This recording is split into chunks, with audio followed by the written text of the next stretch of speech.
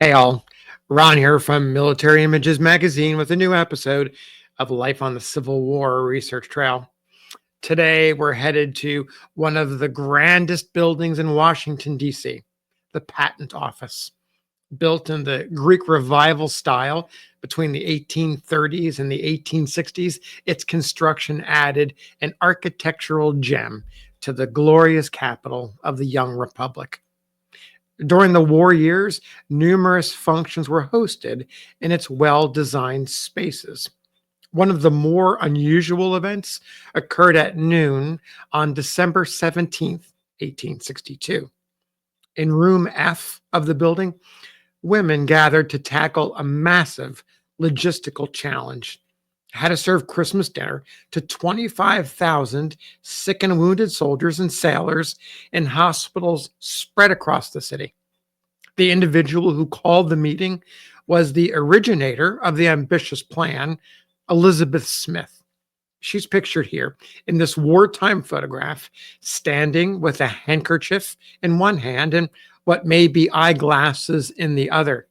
What makes this image truly unique and relates directly to the story is the background painting. Check out the painted scene of the bedridden patients, and on the left, a woman with her hair pulled back into a bun, holding a large tray, presumably filled with food. This, in fact, is Elizabeth Smith, and this is a photographic tribute to her and her idea and her work to feed these dinners. She was known for extreme acts of kindness, and she also wielded political influence, for she was the wife of Caleb B. Smith, the Secretary of the Interior in Lincoln's cabinet. In fact, the couple had married back in 1831. Caleb was a young attorney and a newspaper man with a gift for oration. He aspired to a political career. Elizabeth was a native of Ohio and had moved with her family to Indiana when she was just a girl. Elizabeth gave birth to 4 children over the next dozen years after their marriage. Her first was a boy who died in infancy. The 3 that followed, 2 sons and a daughter, lived to maturity. Caleb's fortunes, meanwhile, rose and fell as a 3-term congressman, president of a railroad company that went bankrupt, and a lawyer. During his time in Congress in the late 1840s, he befriended a fellow Whig named Abraham Lincoln. The friendship remained through the years, and Caleb stumped for Lincoln in the 1860 Republican presidential contest. As chairman of the Indiana delegation to the party's national convention in Chicago, Caleb, noted a biographer, was no small factor in bringing about the nomination of Lincoln. Such were his services in the campaign of 1860 in behalf of Lincoln that the president recognized him by making him a member of his cabinet. Back in the Capitol, Caleb took up his official duties, and Elizabeth went to work on behalf of soldiers. By early 1862, she received positive press with other Indiana women, quote, who are devoting their time and attention to mitigating the sufferings of sick and wounded soldiers, end quote. According to another report, Elizabeth opened her home as a hospital for soldiers who were cared for by one of her younger brothers, George, who was a physician. One correspondent observed, with reference to soldiers in the Army of the Potomac, quote, Mrs. Smith, a true-hearted and noble woman, is exerting herself to obtain comforts such as they would enjoy at home for the brave men who are stricken down by disease, and in the name of their mothers, the wives and sisters and the sweethearts of Indiana, end quote. Her plans for the Christmas feast began in early December, and she solicited funds from women across the North. One report noted that Elizabeth was, quote, the almoner of this noble charity and was the first to suggest it to the public, end quote. Donations, small and large, poured in. Men also contributed, including President Lincoln, who donated $650. The total pledges added up to $10,000 when it was all over. The money paid for tons of poultry, hundreds of bushels of apples and cranberries, butter, coffee, and other delicacies fitting for a Christmas dinner. Meanwhile, in Virginia, a massive Union loss in the Battle of Fredericksburg resulted in an influx of casualties to Washington that dampened the holiday cheer. Hospital officials toned back plans to decorate their facilities out of respect for new patients fighting for their lives.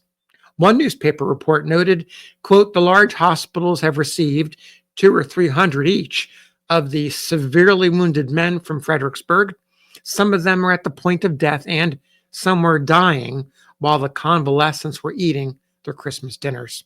Of course, it would have been a cruel mockery to have decorated the hospitals and put on a holiday guise under such circumstances, end quote. In one hospital, however, personnel hung evergreen boughs throughout the wards during the wee hours of Christmas morning. Patients awoke to an agreeable surprise. According to a correspondent of the New York Herald, quote, there was sunshine in the hospitals today, end quote, thanks to Elizabeth and her army of volunteers. Organized in committees assigned to each hospital, they served dinner throughout the afternoon. By all accounts, the food was abundant and well cooked. Menus differed from hospital to hospital. At the Patent Office Hospital, turkey, chicken, assorted vegetables, rice, plum pudding, pies, and fruit were served. At the Armory Square Hospital, 676 meals were served. The bedridden patients were served at 1 on Christmas afternoon, and convalescing soldiers in attendance at 2 o'clock. Their menu included turkeys, hams, chickens, geese, oysters, apples, potatoes, turnips, oranges, butter, cheese, sugar, cranberries, grapes, and cabbage, plus pies for desserts. Even President Lincoln got into the act. One report revealed that he visited Armory Hospital and others unexpectedly and unannounced.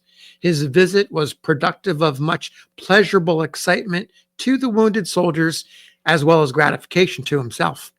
At Armory Hospital, the president shook hands with nearly all the invalids and spoke words of kindness and encouragement to each.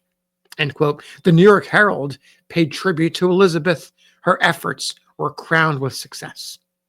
Elizabeth's home state newspaper, the Indiana State Sentinel, pronounced, quote, Mrs. Smith, a true-hearted and noble woman, is exerting herself to obtain comfort such as they would enjoy at home for the brave men who were stricken down by disease, and in the name of the mothers, the wives, and the sisters and sweethearts of Indiana, we greatly thank her and pray that God's dearest and infinite blessings may be showered on her head. End quote. The Christmas dinner for 25,000 turned out to be Elizabeth's farewell gift to Washington. That same day, Caleb resigned his position. His health was poor, and he had never exactly warmed to the job and had frankly grown dissatisfied with cabinet politics. He longed for a less stressful life as a judge, and Lincoln rewarded him for his efforts with an appointment as U.S. Judge for the District of Indiana. Elizabeth and Caleb returned home and settled in Indianapolis. As the war ground down to its bloody conclusion and the nation began the gradual process of reunification, Elizabeth suffered a triple tragedy. Caleb passed away in early 1864. In 1865 and 1866, 2 of her children died. They were only in their 20s.